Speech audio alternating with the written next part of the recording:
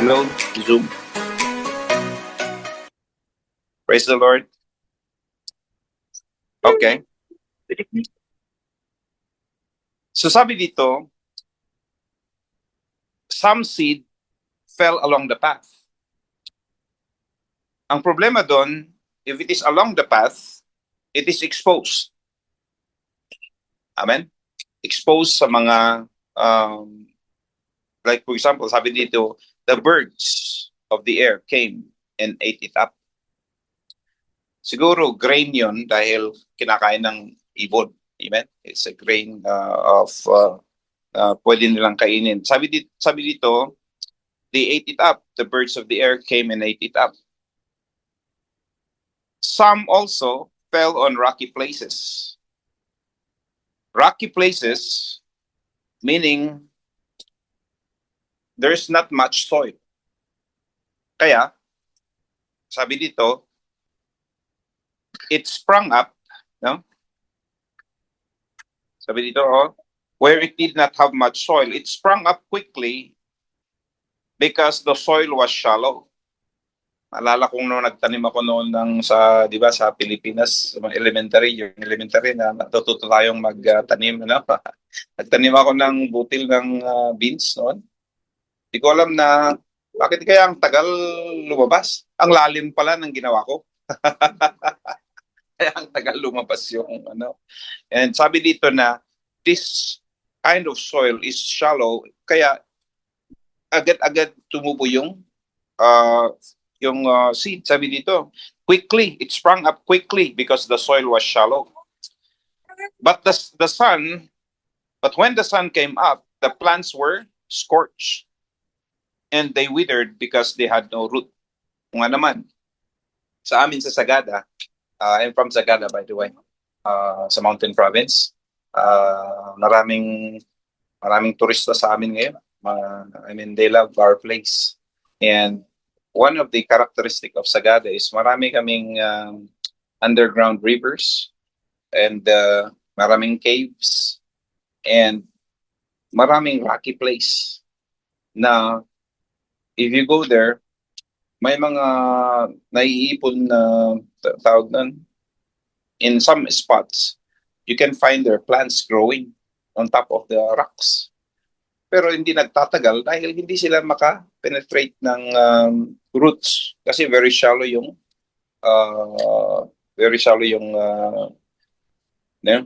soil. So parang ganito yan. Some plants grow but they will not last. Okay?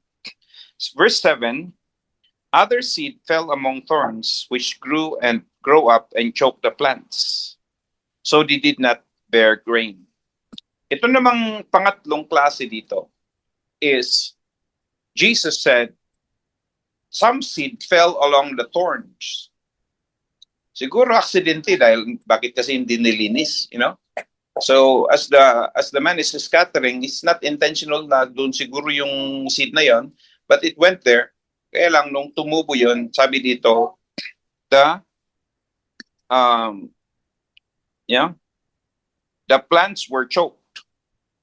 So they did not bear grain. Dahil sa mga thorns at mas malalaking halaman doon, it was choked and so it did not prosper. It did not bear fruit.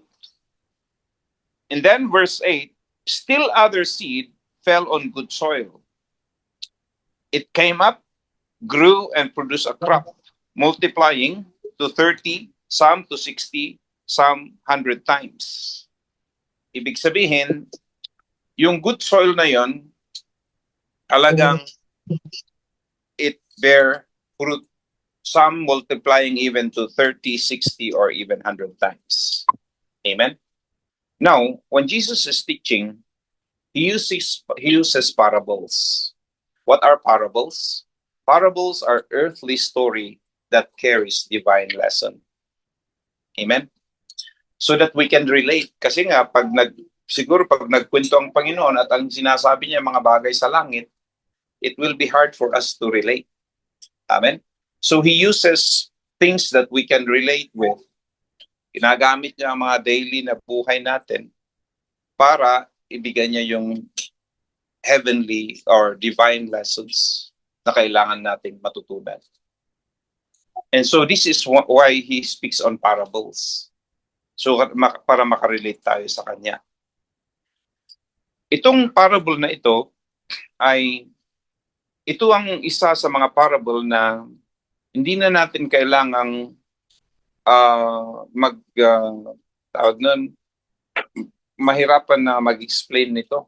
Kasi si Jesus mismo, in-explain na niya yung parable na ito. Amen?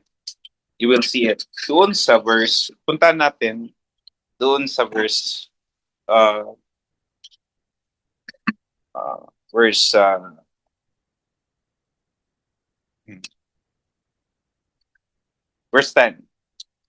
When he was alone, the 12 and others around him asked him about the parables.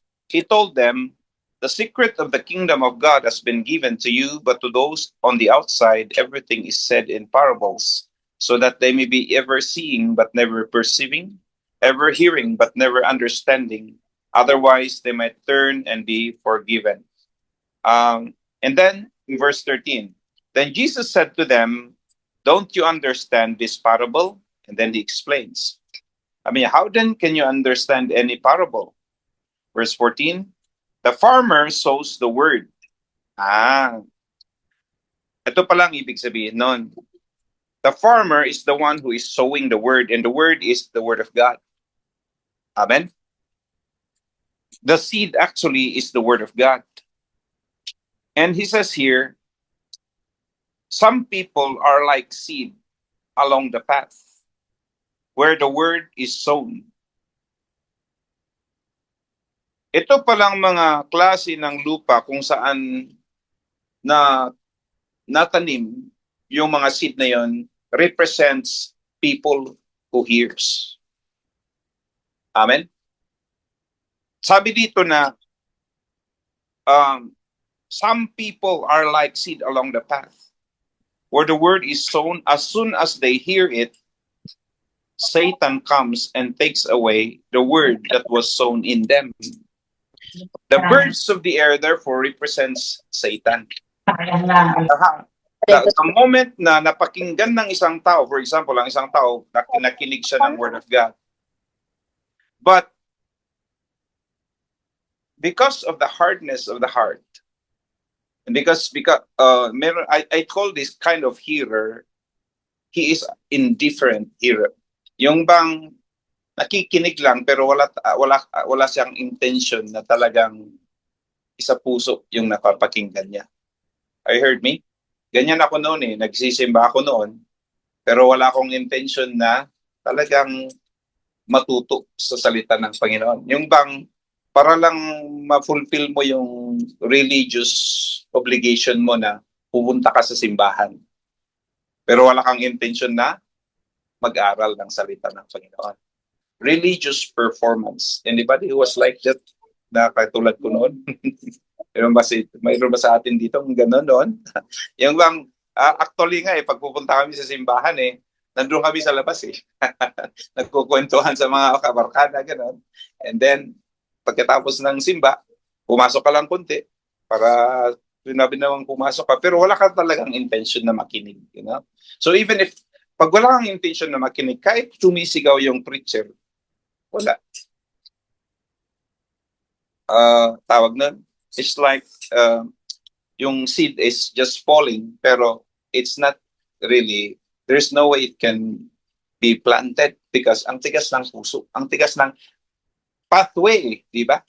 Pathway. Kaya kitang-kita ng kaaway. And then the birds of the air come. Why is it that it's easy for the birds of the air to come and remove it? Because ang tao, hindi niya tinatanggap. Kaya ang demonyo, madali nang niyang nakawin. Kasi nga, hindi importante sa tao Kaya, ang bilis lang nakawin ng kaaway. Kahit na yung isang taong yan ay maghapon sa simbahan, kung wala talaga sa kanyang puso ang makinig ng salita ng Panginoon, ang bilis lang nakawin ng dyablo yan. Amen? So, I call that person indifferent. Wala silang appetite sa Word of God. Hindi sila uhaw sa salita ng Panginoon. They don't care kung ano yung sinasabi ng Lord. They lack interest. They do not have any concern about the things of God. Ang gusto lang nilang ma-bless, but ayaw nilang i-bless ang Panginoon. Gusto nilang mapakinggan, ayaw nilang makinig. Are you hearing me? Pag nanalangin yan, gusto niya mapakinggan siya. Pero ayaw naman niyang makinig din sa sasabihin ng Panginoon.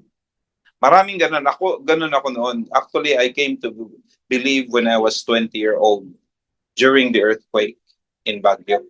Ginamit po ng Panginoon yung earthquake for me to realize na my life is nothing. Para bang puto lang na igaganon lang. Ganun. Kasi when we were in the building at nag-earthquake noong 1990, doon ko talaga na-realize na if God will not intervene to protect me there, wala na ako. You know? So, because of that realization, parang tinignan ko yung buhay ko na second chance when I prayed to God and He saved me. Ayun, I gave my life to the Lord. Hindi ko naman nakalain na magpapastor ako.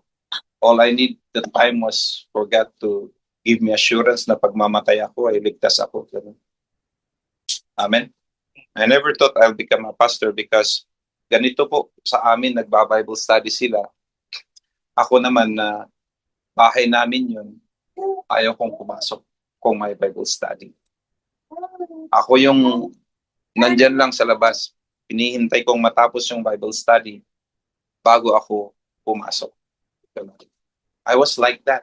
I mean, it may not look like that, you know, pero ganyan po ako noon. It was my brother who is interested to have Bible study sa bahay. Pero kaming mga kapatid niya, wala. And I was one of those na, ano. But there are times na akala ko tapos na sila. Late silang nag-umpisa. You know? Pagpasok ko, mag-uumpisa pa lang yung preacher. Gano'n. And siyempre, alangan lalabas pa ako, nakita na nila ako, kakahiya naman. And then I still respect din naman dahil kakilala ko yung mga nandun. So I sit down as a captive audience. But during those times, the Word of God is very sharp. Meron din at meron naman akong napakinggan, kaya lang I was ignoring it. Parang ganito, I was ignoring the Word of God. And the devil is stealing it away. But the good thing is, during the time that the earthquake, na-realize ko, sabi ko, oo nga naman, saan ba ako pupunta kung namatay ako? And it scared me. You know, the moment you come face to face with death, you're mag-a-advance agad yung isip mo, saan kaya ako pupunta pag namatay ako? And it scared me because I knew I was not safe. Amen? Ay wala na, pag narating natin yung point of no return na sinasabi, tapos wala na talaga, mamatay na. I mean, if death is really there, mahirap kasi inferno is, I mean, you cannot change your destiny anymore. Amen? Yun po yung gumising sa akin. So, ito po, sabi dito, as soon as, okay? Tignan nyo na, sabi ng Panginoon, as soon as they hear it, Satan immediately takes it away. Ganyan po ang isang tao na walang interest sa Word of God. Kasasabi lang yung Word of God, ninanakaw na kaagad ni Diablo. Yung word ni Jesus, as soon as they hear it, the devil takes it away. Oh, maniwala ka dyan. Oo nga. You know? Amen? Kung minsan, ginagamit ng Diablo ang kasama din nila, non-believer din. Oh. I have experience na nagpipreach ako dito, mayroong nagpipreach dyan labas na maniwala kayo dyan. Tapos yung nakatabi niya, oo nga huwag tayo maniwala. Ganon. Ganon po, na-experience ko po lahat yan sa mga pinupuntahan natin, yung ibang lugar. Bible study ka naman dito, nagiinuman doon. Ganon, mga kapatid. And this is true.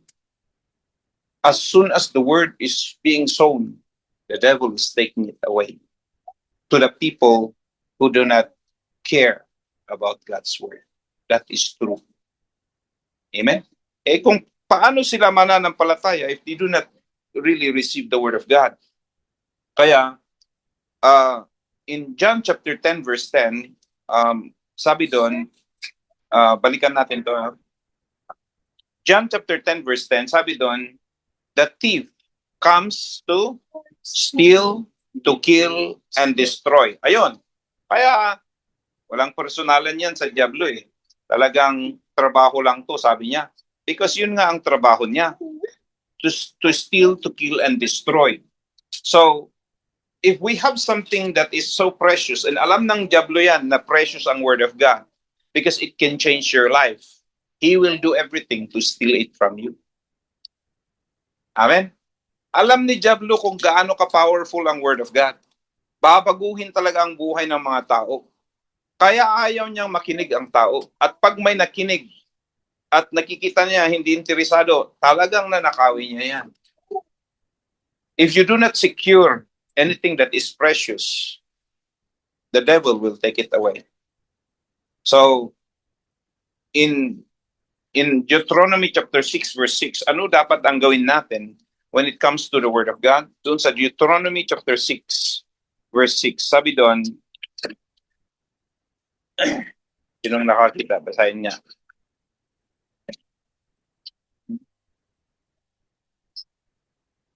Deuteronomy 6:6. So,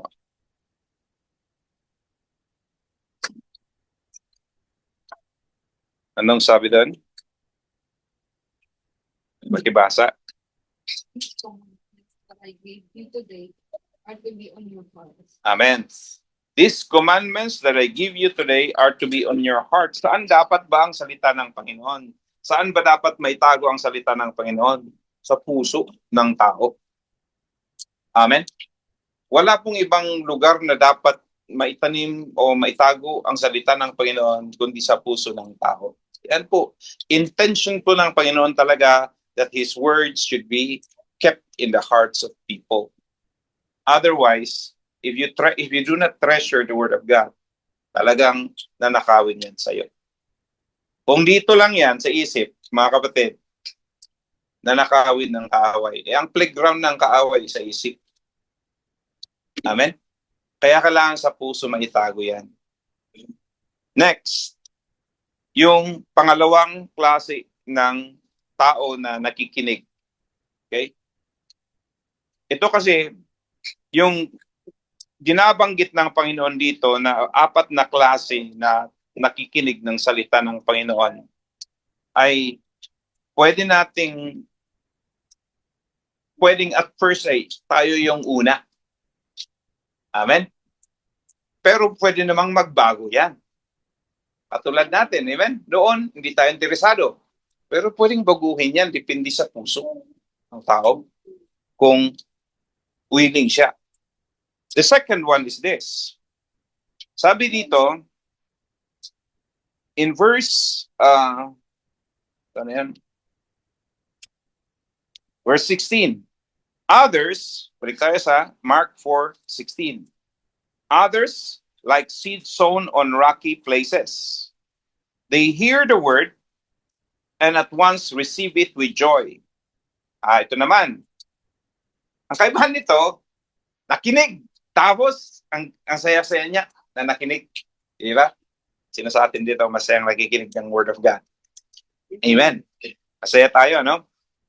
Pero, sabi dito, in verse 17, but since they have no root, they last only a short time. Bakit? When trouble or persecution comes because of the word, they quickly fall away. Example, Nakipag Bible study ka. Pag uwi mo, kinantsawan ka ng kaibigan mo. Hello? Ganon. Pinagtawanan ka. Mamaya, ayoko nang pumunta doon. Ganon pala, pinagtatawanan ako. Ganon. You see, na-testing ka. Dahil sa yung sabi dito is shallow. I call this shallow faith. No? Okay? The first one is indifferent listener. Ibig sabihin nun, hindi siya interesado. This second one is shallow faith, meaning talagang very shallow yung hindi pa tumitimo ng gusto sa kanyang puso ang Word of God. And so, pag natisting yan, talagang ayaw na niya na magpatuloy. Bakit? Dahil hindi siya komportable. Mas gusto niya na, sino ba naman kasi ang nag-enjoy na nape-persecute? Di ba? Ayaw natin yun. Maraming tao, ayaw nila. I was assigned in one place sa Pilipinas. Narinig ko na dati daw maraming mga matatanda na nag-a-attend. Bakit kaya walang matatanda dito? Sabi ko, nag-investigate ako, sabi, dati daw marami. So ang ginawa ko, sinadya kong pumunta sa bukid. At sinamahan ko yung mga matatandang babae na nagtanim ng palay. Marunong ako yan, mabilis din ako dyan dahil So I went to them. My purpose was to talk to them. Kinausap ko yung isa habang tuned. Ano sa Tagalog yan? Tatanim ng palay, mayroon kayong term doon, iba? Sa amin kasi agtuned. Agtuned, basta mag-plant ng rice. When I was talking to her, sabi niya, actually, pumupunta ako dyan noon. Bakit hindi na kayo pumupunta? Kasi ang hirap kasi, ikaw na yung pinag-uusapan ng mga tao dito. Kung ano-ano na lang sinasabi sa akin. Ganito, simba daw ako ng simba, pero ang mga anak ko daw, ganun naman ang asal, So, nahiya na ako. Hindi na ako pumupunta. Because of what people are saying, na-discourage siya. Hindi na siya pumupunta.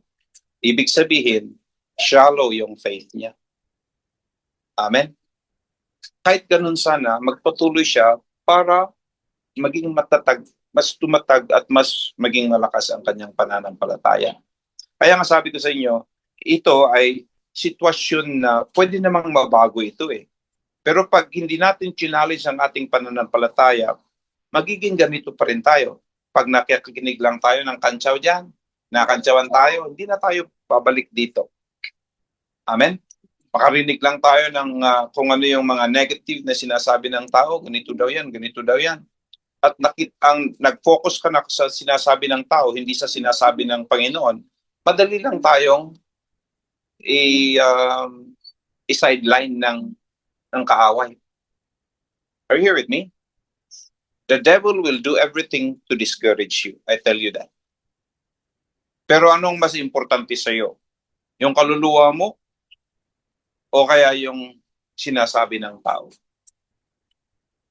And that's why we need to stand also. Kailangan din natin na maging matatag na kahit anong mga pagsubok diyan. Dahil kailangan pag nararamdaman mo na sa persecution na yan o kaya yung mga testing na yan ay medyo parang nanghihina ka, ibig sabihin, kailangan mo pang lumakas. Amen? Hindi yung umatras ka, kundi the more you need to come to God so that He will give you the strength. The more you should come because you need help. Amen? Iba ang response natin kung minsan umaalis tayo. The more that we should come together. Pag nanghihina ka, sabihin mo sa katabi mo, sa kapatid mo, kapatid, pag-pray mo nga ako kasi medyo naapektuhan ako sa kantsaw ng mga kasama natin Ganon. Amen. Pag-pray mo nga ako. Aminin natin para matulungan tayo. Ganon. Kasi lahat naman tayo, wala namang ditong kaagad-agad na malakas ang pananampalataya. Lahat tayo kailangan nating mag-umpisa, baby walk pa, tawag doon. Ang faith natin, ano pa yan? We still have to learn to walk with God. Di naman kaagad-agad yan na marunong yan. Are you here with me? So, that's the challenge. Kung katulad doon sa Hebrews, basahin natin doon sa ano. So, doon muna sa Proverbs 29 verse 25. Okay? Proverbs 29:25. Anong sabi doon? Oh, sino nakahanap? Basahin na niya.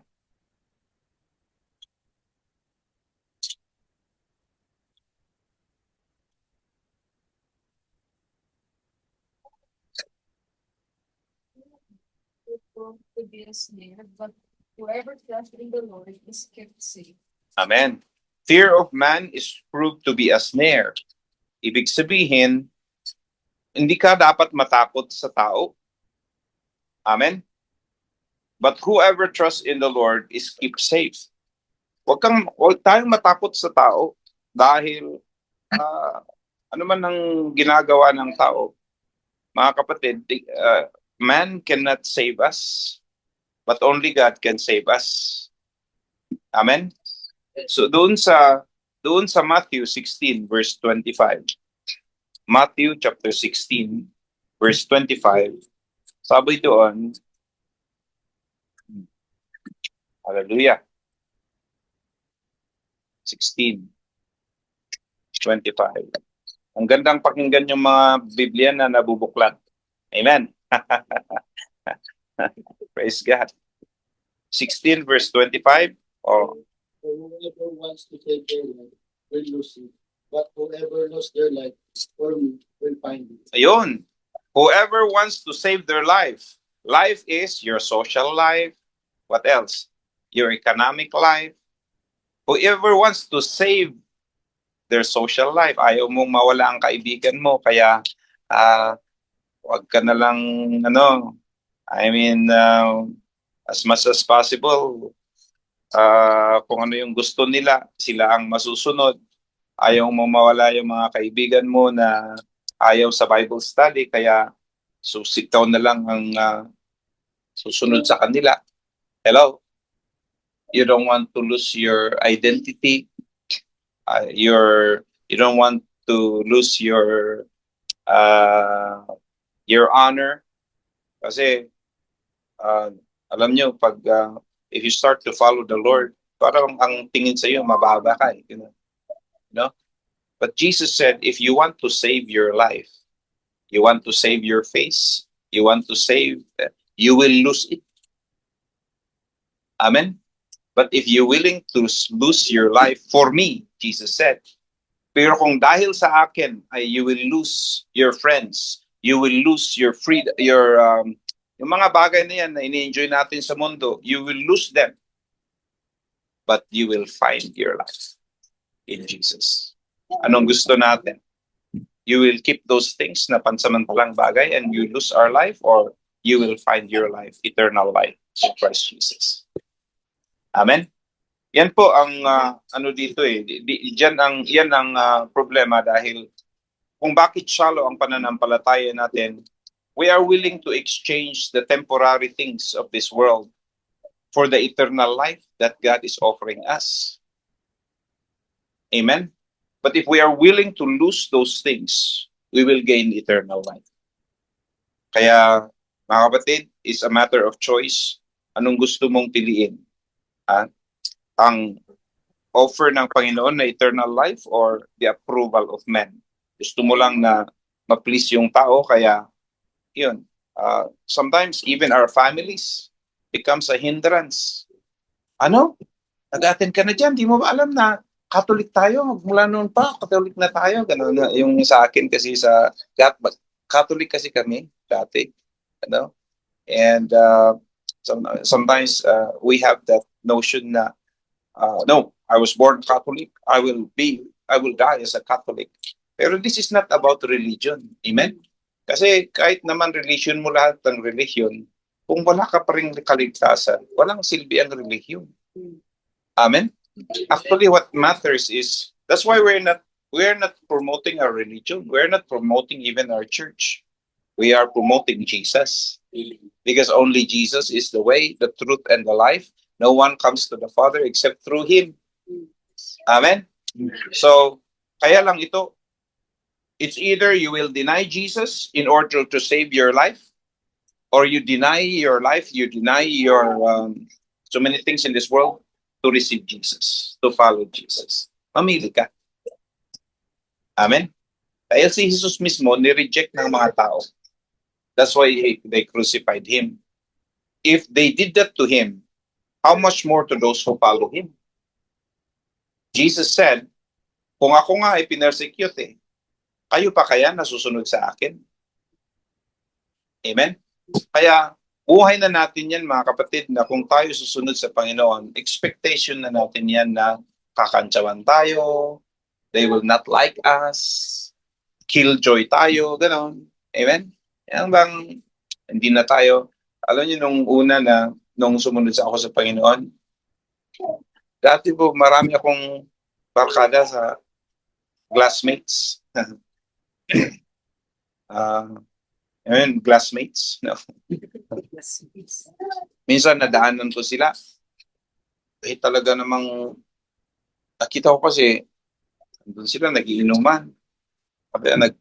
Sabi ko sa kanila, pero gusto akong umuwi.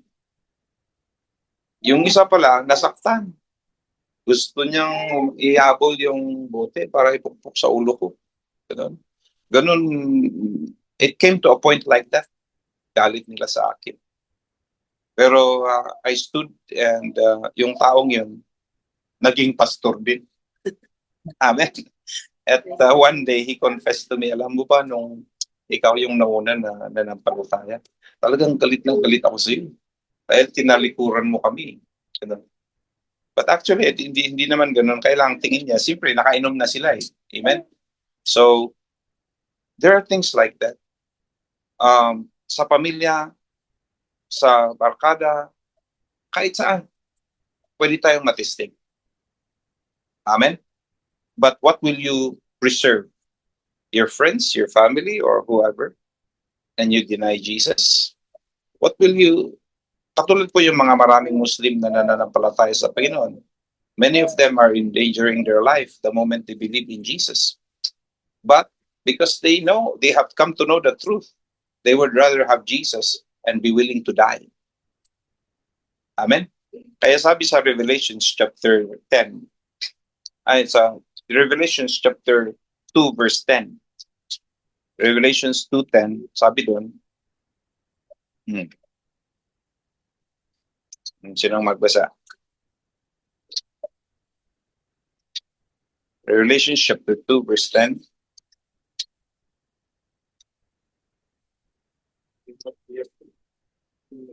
Okay, go ahead. Be afraid of what you are about. I tell you, the evil will put some vision to test you, and you will suffer persecution for 3 days. People, even to the point of death, I will give you life and your victor's crown. Amen. Hallelujah. Talagang sabi na ng Panginoon, it will come to a point na it will be life in that situation. Pero sabi niya, be faithful even to the point of death, and I will give you the crown of life. Amen. There will be, actually, ang dami nang namatay because of their faith. Pero tayo, kung sa kantsaw lang ay we already deny the Lord, how can we survive? Amen. Pero praise God dahil alam kong ang mga taga Kander Dean. Hindi ko Kander Dean is they are faithful to the Lord. Amen. Palakpakan nga natin ang Panginoon. Amen. Okay. And yun po yung pangalawa. Okay? What is the first one? Indifferent hearer, no? Number 2, shallow faith hearer. Ito na, yung third one is distracted hearer. Yeah. Ito naman balik tayo sa sa Mark chapter 4. Basahin natin sa verse 18.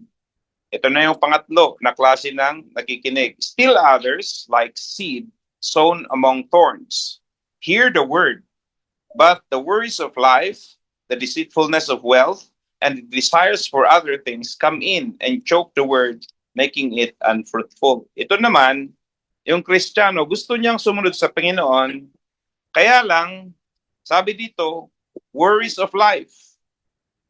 Worries of life.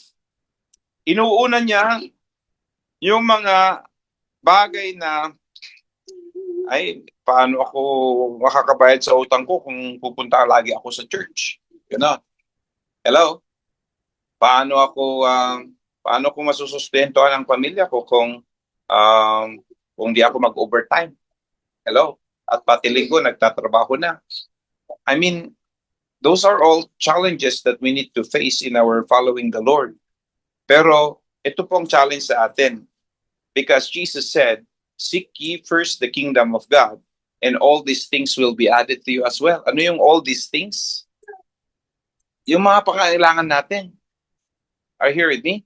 Promise po ng Panginoon na unahin natin ang kanyang kaharian at ang kanyang His righteousness, and all these things will be added to us as well. Hindi naman tayo pababayaan ng Panginoon. Amen? I have heard many testimonies. Even me, sa buhay ko. Sabi ko nga, nung mag-full-time ako, 600 pesos ang allowance ko sa isang buwan. During 1994. Paano ka mabubuhay doon? Sabi ko, kalimutan mo nang mag-asawa dyan. O, sa allowance nga lang, hindi mo na mabuhay sarili mo. Pero I'm just surprised because when at the end of the month, meron pa ngang naiiwan na kahit na konti. It's amazing how God provides. Amen? And until now, the Lord has been faithful. I don't remember any day that wala akong makain. Maliban lang na mag-fasting ka, pero hindi ibig sabihin na walang pagkain. Meron. God has never failed to meet all my needs. Amen. God is faithful. Amen? Kaya lang, maraming Kristiyano ang natatalo sa pananampalataya dahil kailangan kong kumayod eh. Ba't hindi ka nag-attend ng Sunday? Sinsya na kasi marami akong utang kailangan kong bayaran.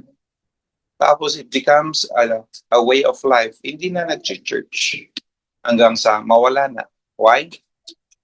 We don't have the trust that God can help us. We don't have the faith that God can make a way. Now, if we apply His words, sabi mo naman, Lord, unahin ko ang pakarian mo, and then you will add to the things that I need. If you don't really stand for your faith, you become a distracted believer. Amen? Yung faith mo, hindi yan lalago. The reason why all these three, itong tatlong ito, ay walang makitang bunga sa kanyang pananampalataya dahil ito po ang kaso nila. Are you here with me? Kaya kahit Kristiyano tayo, if we are indifferent listener, yung bang talagang ang Word of God ay wala tayong appetite, we don't have desire. Or we are enjoying the Word of God pero madali tayong ma-discourage sa mga kantsaw sa atin. O kaya tayo naman yung laging nag-aalala sa mga pangangailangan natin sa buhay. Ano pa, yung sabi dito, worries of life, tatlo yun eh. Worries of life, deceitfulness of wealth. Ano pa yan? Ay naku, nung nakita niya na malaki pala ang overtime pay. Kaya overtime na lang overtime. Hello? Amen? Kahit, may Bible study tayo mamaya, kapatid. Sige, wag muna kasi mag-OT muna. Ganun. Hello? Amen?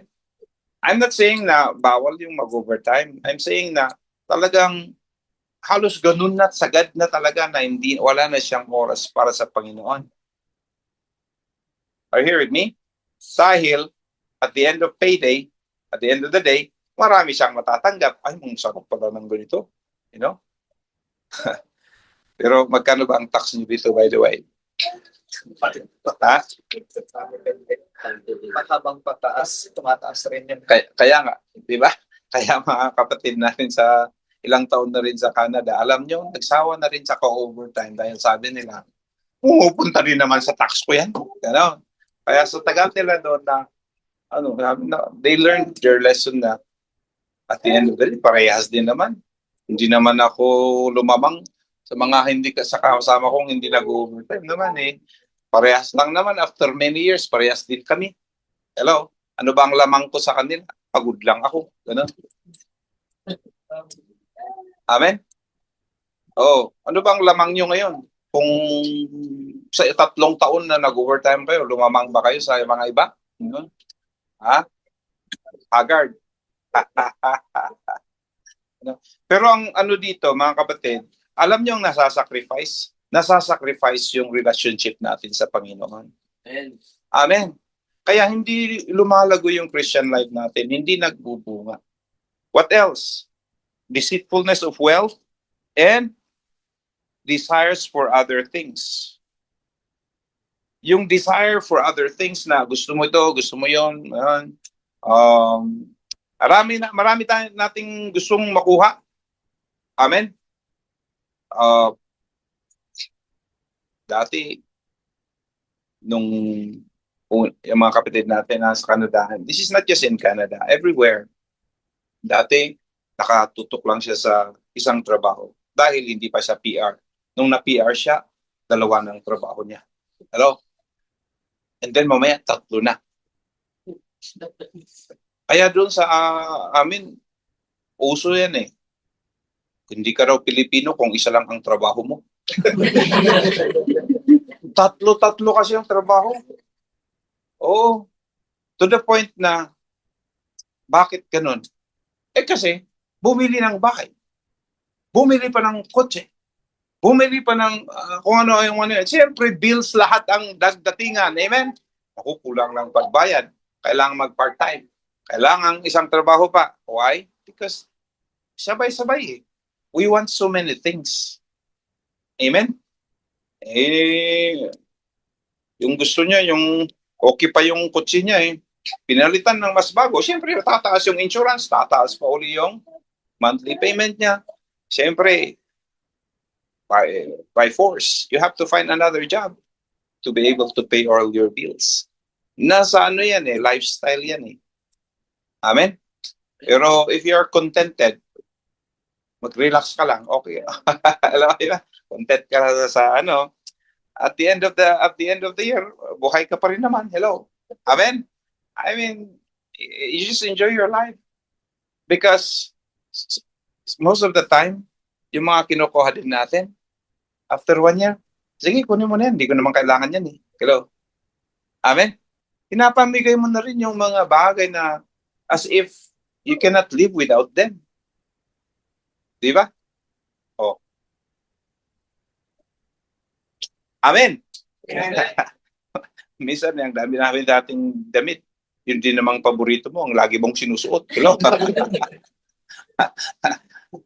Ang dami kayang mga kapatiran natin na kumisan ay dinadala yung mga binabasura ng mga amo nila. Many times we find hindi pa nabuksan. Si amo kasi mahilig mag-shopping. Dumaan ng 1 taon, hindi naman niya nagamit. Nandun pa, nakasil pa. Napamigay na lang niya. Ganon. Di ba? That's man. So, again, what is the problem here? You are sacrificing your time na magsilbi sa Panginoon. Kaya wala ka ng oras eh na magsilbi sa Panginoon. Because you're allowing your lifestyle to make you work so hard that you don't have any more time for God. Kaya yung Christian life mo walang bunga. Amen? Kahit sabihin mo, Kristiyano ka, pero and I don't, praise the Lord, at walang ganyan dito. Amen? Sabihin mo sa atin mo, doon yan. Wala dito yan. Amen. Alam nyo, doon sa, basahin nga natin yung 1 Timothy chapter 6, verse 6 to 10. Ito po ang isang turo ng Panginoon na on how we can combat that. Para hindi tayo biktima ng kaaway. Alam nyo, this 1 Timothy chapter 6, verse 6 to 10. Sino gustong magbasa nun? Are we learning something? Okay, sige. Tingnan natin yung 1 Timothy chapter 6. Basahin mo sa verse 6.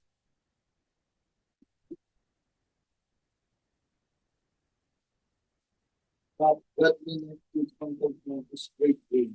Amen. Go on. For we brought nothing into the world, and we can take nothing out of it. Mhm. But if we have food and clothing, we will be content with that. Oho. Those who want to get rich fall into temptation and are trapped into many foolish and harmful desires that plunge people into ruin and destruction. Go For the on. love of money is a root of all kinds of evil. Some people, eager for money, have wandered from the faith and pierced themselves with many wounds. You see that? Some people eager for money have wandered from the faith. Nawala sila. Nawala ang pananampalataya because of their eagerness for more. Amen? Sabi dito, alam niyo ang lunas diyan, contentment. Sabi niya, for we brought nothing into the world, sa verse 7, and we can take nothing out of it. Verse 8. But if we have food and clothing, we will be content with that. Amen? Bakit walang amen doon? Amen ba? Amen. Ayaw nyo yata yun, no? Those who want to get rich fall into temptation and a trap and into many foolish and harmful desires that plunge men into ruin and destruction. Yan po, mga kapatid, the Word of God will not make, hindi po magmimintis ang salita ng Panginoon. The moment we set our eyes on the riches of the world, delikado tayo, mga kapatid. Amen? It can lead us to ruin and destruction.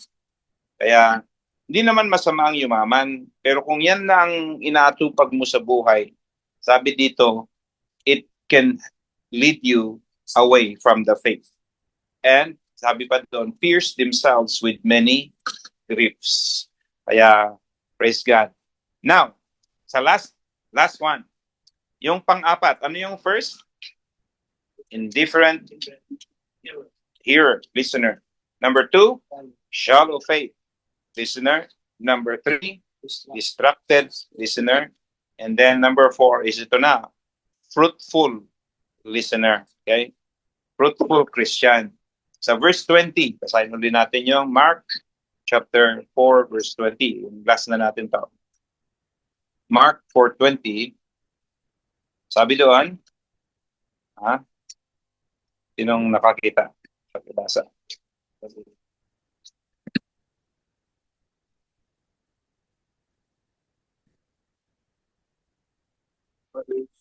Like seed sown on good soil, hear the word, accept it, and produce a crop, some 30, some 60, and some 100 times more crops. Yun. Take note of this. Sabi dito, this seed fell on good soil. Number 1 is good soil. Ibig sabihin, what makes it a good soil? He hears the word, number 1. Number 2, accept it. Take note, lahat ng 4 ng klase na soil na ito, they all hear the word. They all heard the word. Pero ang kaibahan ng number 4 na ito, he accepts it. Ibig sabihin, you are allowing the word of God to be implanted in your hearts. And what is the evidence that you're allowing the word of God to be implanted in your hearts? You're willing to be changed by the word of God. Kung ano yung sinabi niya, o kung ano, Lord, inaamin ko yan. Ganon. Amen? And you allow yourself to be corrected by the word of God. Kung ano naman, ganito kasi ang makinig ng word of God eh. If it is a rebuke,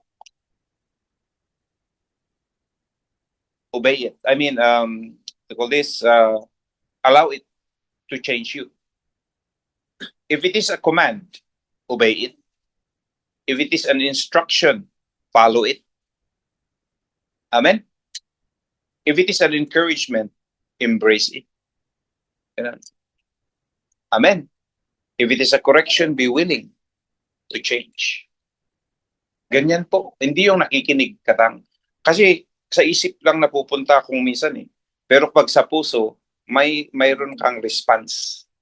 Mayroon kang response na gusto mo talagang ituwid yung buhay mo through the Word of God. So, he hears it. What else? And accept it and then produce a crop. Wala pong mintis yan. The moment you hear the Word of God and you accept the Word of God, it will change your life.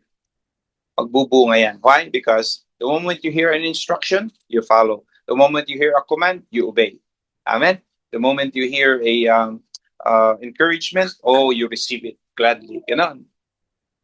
Iba-iba kasi ang mensahe. Kung minsan, we are being rebuked.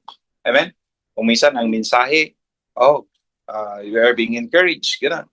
Iba-iba ang dating. Kung minsan, yung Word of God, very sharp, that it's really cutting our heart, no? And actually, it is, by the way, if we are not being touched by the Word of God, delikado yan. Amen? Ibig sabihin, talagang tigas ng puso natin. But God is able to soften that heart if we are willing. So, yan po. Then, you will see the fruit. Some will bear fruit 30, 60, 100. Amen? To some, maybe because, bakit 60? Because medyo may ano pa, but at least namumunga na. Amen? Soon, that 30 will become 60. Soon, that 60 will become 100. Amen? Kaya yan po, hindi yung laging 60 or laging 30. Mag-i-increase din yan. So, as we go on, you will see the improvement. So, it is a matter of how we respond to the Word of God. Is our heart like a pathway? Is our heart thorny ba? O kaya shallow ba? Mabato ba ang ating puso? O kaya is our heart a fertile soil for the Word of God to be planted? It will all depend on how we respond to these things na mga hindrances sa ating pananampalataya. And I pray that every one of us will grow. It might be slow, pero you will see the difference someday. Mamaya, ikaw na rin ang mag-MC dito. Amen. Amen. Mamaya, ikaw na rin ang mag-testify na, oo nga, totoo yan. Ako, ganito ako noon eh. Aya pa akong manalangin noon. Pero ngayon, I can pray na. Noon, pipilitan lang ako. Actually, Bible study kasi abarkada ko. Bible study silang Bible study. Nakakaya naman kung ako lang ang hindi. Ganon. And that's why, someday, you will also learn and then you will start to grow. Ganyan. God is patient with us. But you just also have to be patient. To be cooperative with God. And God will change your life. And soon, you will become fruitful Christians. Amen? Hallelujah. Palakpakan nga natin ang panalangin. Question ba tayo? Okay, kung wala, let's pray. Hallelujah. Sige, why don't we rise up and let us go. Thank you, Lord. Heavenly Father, salamat sa iyong mga salita, Panginoon. Your word is true. When you speak, O Lord God, we are exposed. Ini-expose niyo, Panginoon, ang puso namin, ang isip namin. You know exactly where we are. Lord, you know exactly if we are like that hard soil or mabato or kaya, Lord, thorny ground. Lord, help us to become like that soil that is fertile ground, wherein your words will not be, will be free to grow in our lives. Panginoon, tulungan niyo kami, Panginoon. Lord, help us to truly commit our lives to you and to follow you, and help us to grow in our faith so that someday we will also become fruitful and that, Lord, you will be glorified sa buhay namin. Salamat po, Panginoon, that you're patient with us, you're helping us to grow, and that, Lord, you will help us, Father. Salamat sa buhay ng bawat isa, Panginoon, dito.